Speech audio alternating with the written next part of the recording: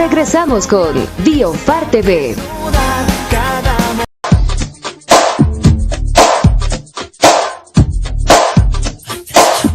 Hoy en Cuidando tu Salud tenemos lo que son las interacciones farmacológicas con suplementos alimenticios. Actualmente el uso de suplementos alimenticios en conjunto con tratamientos farmacológicos, ya sean tradicionales o convencionales, se ha vuelto algo muy común. Se conocen dos posibles tipos de interacciones entre el nutriente y el fármaco: las interacciones farmacodinámicas y las interacciones farmacocinéticas. El primer tipo corresponde a los tipos de superposiciones que podría haber en los efectos entre el fármaco y el nutriente, y el segundo corresponde a los cambios que existen en los efectos entre sí. Estos cambios se denotan principalmente en la absorción, distribución, metabolización o excreción. Sin embargo, también existen factores de riesgo. Estos se dan de manera indiferente, ya sea en medicamentos convencionales como también en la medicina tradicional. Estas interacciones pueden llegar a ser significativas tomando en cuenta las características del paciente. Entre estas están la edad, el género, comorbilidades, la cognición y también la disposición genética. Sin embargo, también existen factores que influyen en la medicación, ya sea por cambios previos de medicación, altas cargas de medicación o vías limitadas para eliminar la misma. En este caso, el ejemplo que les traemos es la interacción entre el calcio y los antibióticos. El calcio, como suplemento para una mejor absorción en el cuerpo, debe consumirse en su forma ionizada. Por lo tanto, debe estar libre de sales insolubles. Estas pueden producirse también por la interacción no solamente con medicamentos, sino también con otros productos que llega a consumirse dentro de la alimentación. Es por eso que, a pesar de que la mayor parte de estas sales llegan a ser disueltas por el pH ácido del estómago, esto no garantiza su absorción, y al contrario, se reduce la biodisponibilidad de este suplemento. En resumen, el uso de calcio y antibióticos reduce lo que son las quinoloas y tetraciclinas, lo cual resulta en un menor uso terapéutico del fármaco.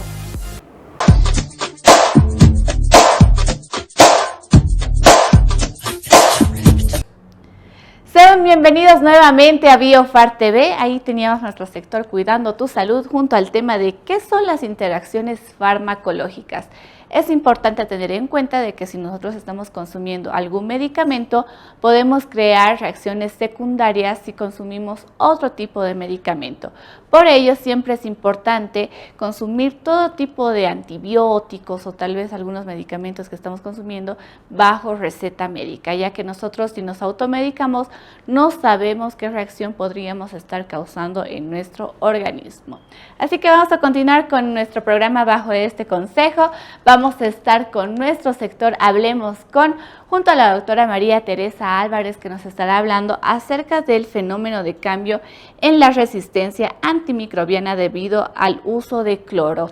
Yo sé que en algunos sectores de La Paz hubo manifestaciones de que algunos, cuando se estaban bañando, sentían como una alergia, tal vez picazón en la garganta, en los ojos, estornudos. Por ello vimos necesario desarrollar toda esta información para que ustedes también sepan el porqué de ello. Tenemos ya ahora toda la información completa para todos ustedes junto a la doctora. Por ello vamos con nuestro sector Hablemos con.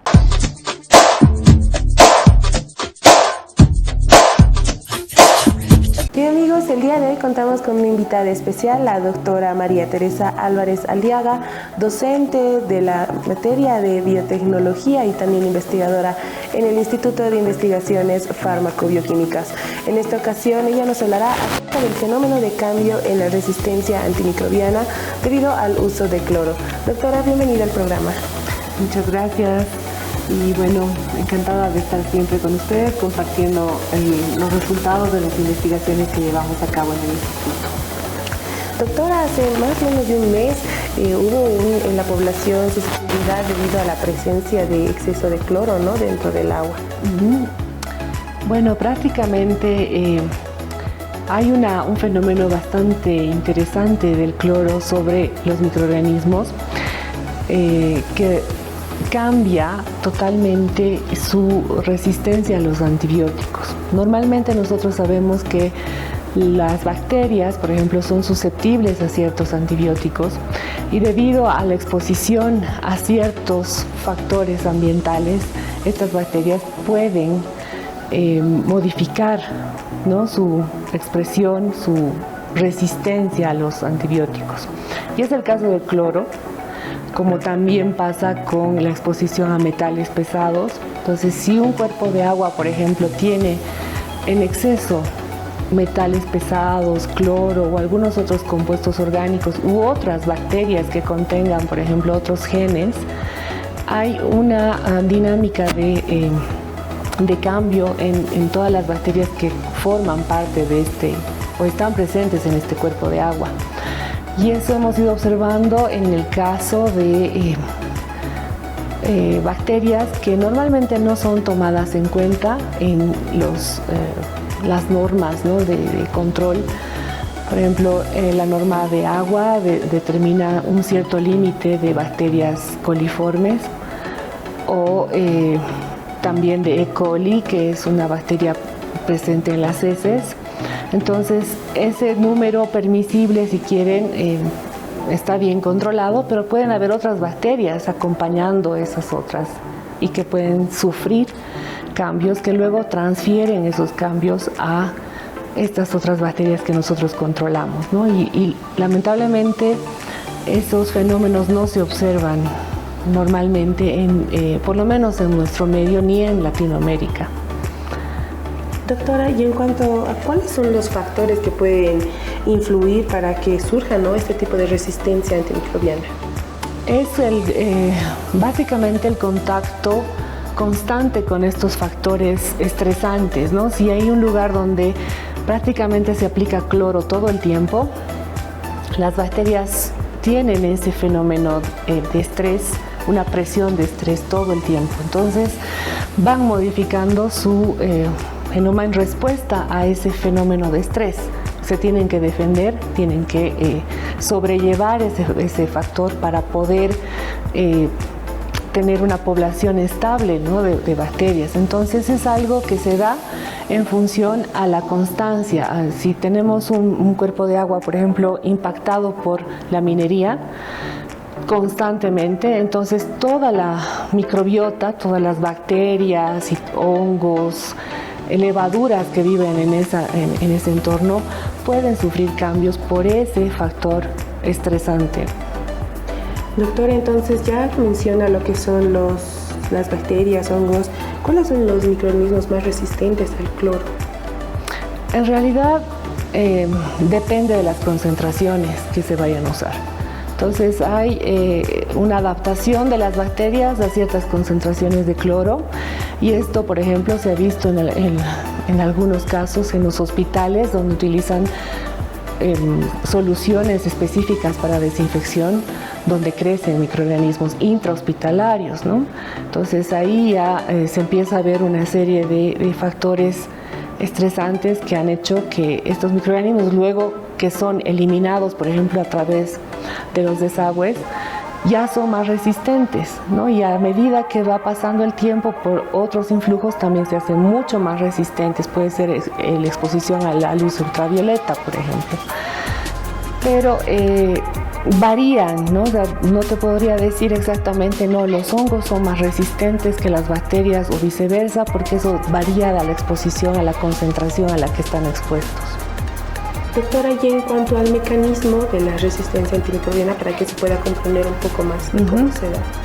Bueno, la resistencia antimicrobiana es una respuesta de los microorganismos, digamos, de las bacterias, frente a los antibióticos. Los antibióticos, como se sabe bien, desde un inicio han sido estudiados a partir de la producción, por ejemplo, de los hongos. Los hongos producen antibióticos. Normalmente los hongos viven en comunidades próximas o en nichos ecológicos donde también están las bacterias. Entonces este fenómeno siempre se ha dado, porque como las bacterias están ahí, se han acostumbrado a estar atacadas, ¿no?, por el antibiótico que estaba produciendo el hongo, y es un fenómeno que ellos han ido incorporando en su genoma o mediante elementos móviles, ¿no?, como DNA, pedazos de DNA o fragmentos de DNA que se van incorporando dentro del genoma y que le permiten adaptarse a la bacteria cada vez más. Entonces las bacterias han desarrollado diferentes formas de resistir a los antibióticos, ¿no? Pueden recibir el antibiótico y lo eliminan por, se llama expulsión, ¿no? Desde el citoplasma hacia al medio externo, o por unas bombas de flujo, lo que se conoce, o bien pueden destruir al antibiótico mediante enzimas, que por ejemplo son las beta-lactamasas, carbapenemasas, que hay una bastante variedad en nuestro medio. Y en el caso también de que haya una cotransformación del antibiótico y prácticamente no tiene un efecto directo sobre el sitio blanco donde estaba destinado a actuar dentro de la bacteria, ¿no? Entonces, esos mecanismos son los que se entienden como fenómenos o mecanismos de resistencia de las bacterias hacia los antibióticos. Doctora, y en cuanto al tiempo, ¿tienen algún tiempo en específico o puede variar de microorganismo? Puede variar, porque en realidad a medida que la bacteria tiene la posibilidad de ser o de migrar por diversos factores, ¿no? Ya sean inoculados en alimentos o en el agua y terminan en otros nichos, pueden recibir información incluso de otras bacterias a través de distintas formas de transferencia del material genético, y entonces tenemos en un momento dado las superbacterias que han debido escuchar, ¿no? Las que han recibido información por elementos móviles, tienen o son multidrogos resistentes o extremadamente resistentes, ya resisten a todos los antibióticos, teniendo información de otros de esos nichos, ¿no? Doctora, entonces, este tipo de resistencias, a la larga, ¿qué consecuencias podría traer dentro de la salud de cada uno, ¿no? El problema está en que, por ejemplo, la OMS ha determinado que para el 2050 se estima que puede haber una pandemia debida a una superbacteria, ¿no? De estas pan resistentes, a las cuales no le haga efecto absolutamente ningún antibiótico y que pueda ser el agente causal de una infección que pueda, obviamente, no tener la facilidad, digamos, que se tiene con las infecciones bacterianas, es que se puede restringir a un lugar y muy pocas veces son tan transmisibles como las infecciones virales. Pero aprendamos la lección que ha sucedido hace muchos siglos atrás, en los que, por ejemplo, ha barrido prácticamente la población de Europa, enfermedades bacterianas que podían fácilmente ser transmisibles por vectores, ¿no? Que eso no tomamos en cuenta. Entonces, los vectores, los animales, muchas veces pueden estar en contacto con nosotros y esos son los mecanismos de transmisión. Entonces hay que tener cuidado con ese aspecto y, más que todo, dejar de abusar de los antibióticos, principalmente. Justamente, doctora, también habíamos visto que, bueno, entrando un poquito más hacia lo que es el tema del cloro, este es un tóxico, ¿verdad? Uh-huh. Para lo que es la salud de cada una de las personas. Entonces, ¿cuál sería su velocidad de acción? Ya que influiría dentro también de lo que es, como mencionaba, la resistencia, ¿no? En realidad, el cloro sobre las bacterias, por ejemplo, podría exacerbar el fenómeno de resistencia a los antibióticos, por un lado, y también obviamente está exacerbada la resistencia a los desinfectantes como los halogenados, ¿no? Cloro en este caso. Y se harían igual inefectivos luego de un tiempo, ¿no? El hecho de usar, por ejemplo, cloro. Ya me dirías, puedo usar aminas, pero también debe haber otro mecanismo de resistencia a ese tipo de desinfectantes, pero esos son desinfectantes locales, ¿no? Si hablamos del agua, muy pocos son los efectores. En otros países se utiliza, por ejemplo, el ozono para desinfectar el agua, o la luz ultravioleta, lo propio, ¿no? Entonces, tal vez tendríamos que empezar a ver en ese momento de cambiar los sistemas de tratamiento de agua para evitar este tipo de efectores, porque cada vez si vamos a aumentar la concentración de cloro, el efecto va a ser sobre nosotros. directamente. Y lo que sucede es que el cloro en exceso en contacto con la materia orgánica puede producir compuestos que pueden ser potencialmente cancerígenos, ¿no? Tenemos a los trialometanos, por ejemplo, pero eso es cuando hay materia orgánica y cloro en exceso en un cuerpo de agua, por ejemplo. Bueno, doctora, como dicen, ¿no? En exceso también se había visto, se había afectado lo que es la concentración, ya que como se veía, ¿no? En las noticias también mostraban que el agua tenía una apariencia medio lechosa, ¿no? Y ahí fue donde salió la controversia. Bueno, exactamente, eso habría que controlar. En realidad, muchas veces no sabemos qué fenómenos se están dando dentro de las tuberías exactamente, ¿no? Entonces, hay estudios, por ejemplo, en Europa que hacen un control interno de las tuberías para ver si se forman estas biopelículas que son una conformación, obviamente, principalmente de bacterias y de otros microorganismos que están presentes en el agua y que pueden estar modificando de alguna manera la composición del agua ya una vez salida de la planta de tratamiento, ¿no? Entonces,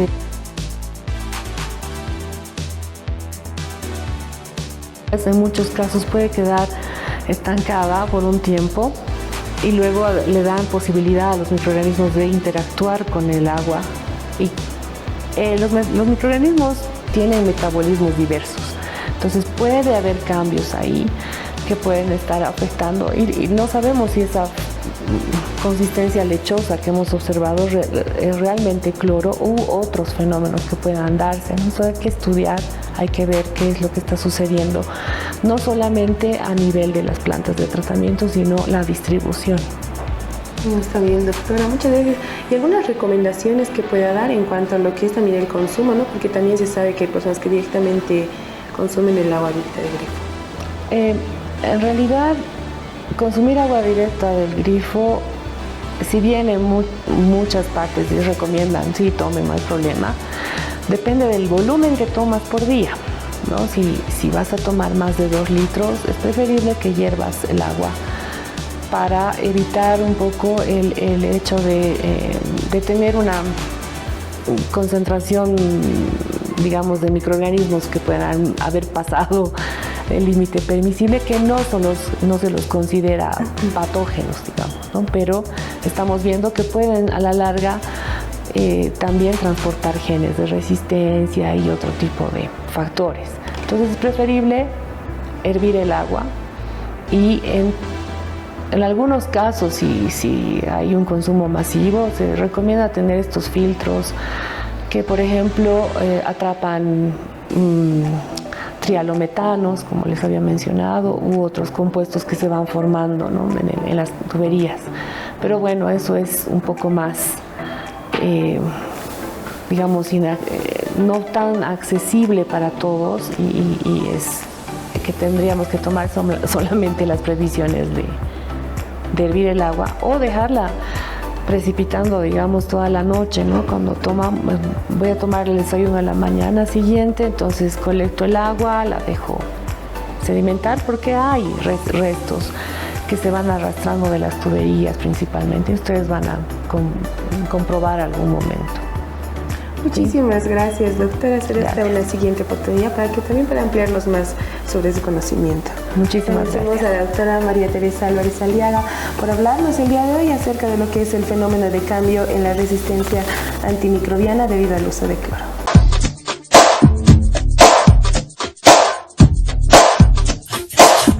Y bueno, con toda esta información que nos dio la doctora María Teresa Álvarez, queríamos saber su opinión. Así que por ello salimos a las calles para también tener un poquito más de en cuenta todo lo que opinan ustedes. Así que vamos a ver su opinión.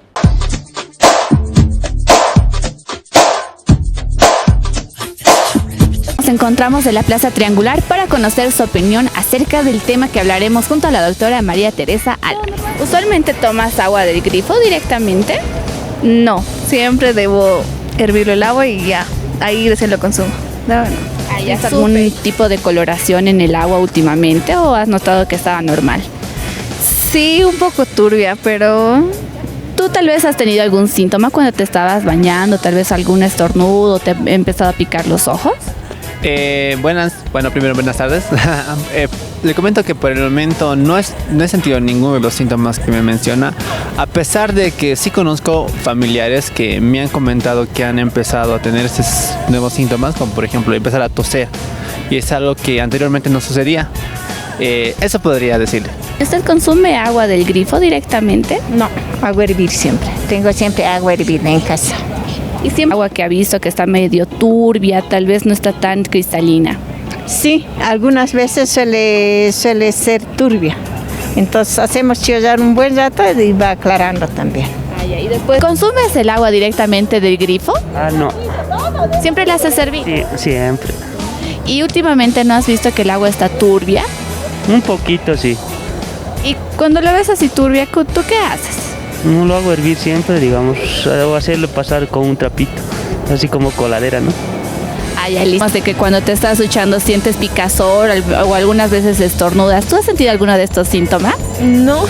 ¿Y consumes agua directamente del grifo? No, siempre hervida o de botella, porque no sé, me dijeron que era más sano, no se puede consumir tampoco el agua del grifo directo porque siempre tiene microbios, bacterias, otras cosas.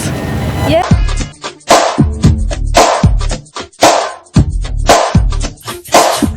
Bueno, ahí teníamos una entrevista importante para todos ustedes, ya que, por ejemplo, mi persona sí percibió todos estos síntomas. Cuando me estaba duchando tenía todas esas molestias, el picazor de ojos, también estornudos.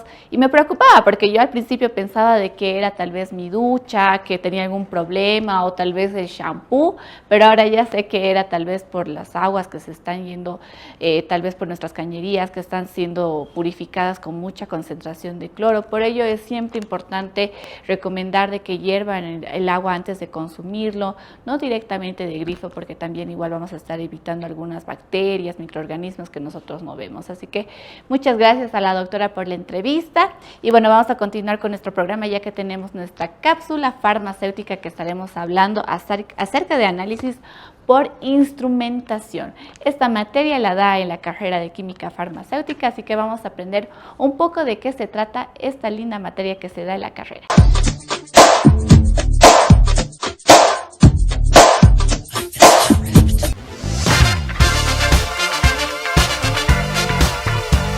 Hola a todos, en este corto espacio de tiempo les explicaré la importancia del análisis por instrumentación en la formación del profesional farmacéutico.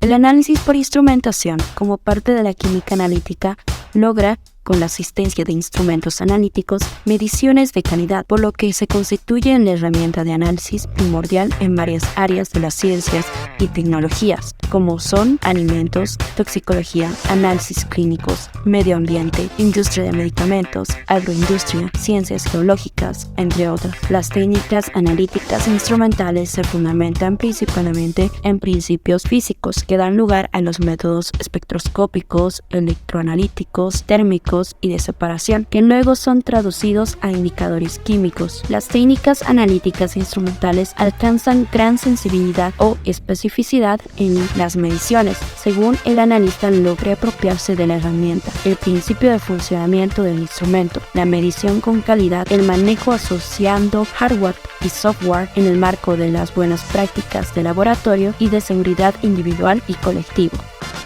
El proceso se inicia clásicamente con la etapa preanalítica, seguido de la etapa analítica o la medición propiamente dicha, que conlleva la necesidad de realizar o verificar la calificación, calibración del instrumento y el método previamente establecido. Lo anterior permite alcanzar el análisis cuantitativo y cualitativo de materiales de diferente naturaleza según la especie química de interés, hasta alcanzar la etapa post-analítica correspondiente al tratamiento de datos y la interpretación para el logro de resultados de calidad. La materia de análisis por instrumentación presenta correlación con varias asignaturas, como química analítica, que es fundamental para el análisis químico, incluyendo la selección y preparación de muestras, la teoría de la medida, la estadística y la validación de los resultados. Química orgánica, importante para la identificación de compuestos orgánicos en muestras complejas, como productos farmacéuticos, alimentos y materiales biológicos. Química inorgánica,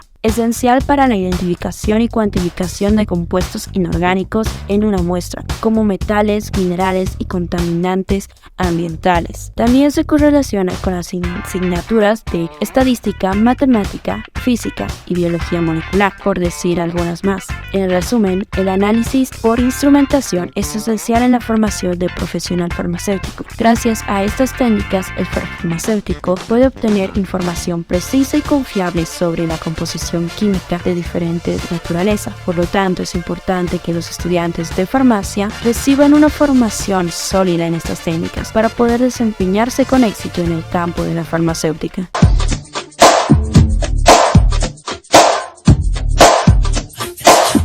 Bueno, ahí teníamos nuestra cápsula farmacéutica junto a los de la carrera de química farmacéutica, los auxiliares que se están encargando de realizar toda esta información para todos ustedes. Y ya muy pronto se aproxima igual los preuniversitarios acá en la Facultad de Ciencias Farmacéuticas y Bioquímicas, y todas estas materias que se están dando en la cápsula farmacéutica están dando tal vez un pequeño vistazo de lo que son las materias que se llevan en la carrera. Y si a ti te interesa ser químico farmacéutico bioquímico, ya va a ser tu oportunidad para que puedas ser parte de esta linda facultad. Así que estate atento también a nuestras redes sociales, ya que todas estas cápsulas y toda la información las estamos subiendo en nuestras redes sociales en Facebook, tanto en Instagram como también en TikTok y en YouTube. Así que los invitamos a que nos sigan en todas nuestras plataformas. Y bueno, de esta manera también nos vamos a una pausa, que ya regresamos con más para todos ustedes. Ya volvemos con Biofar TV.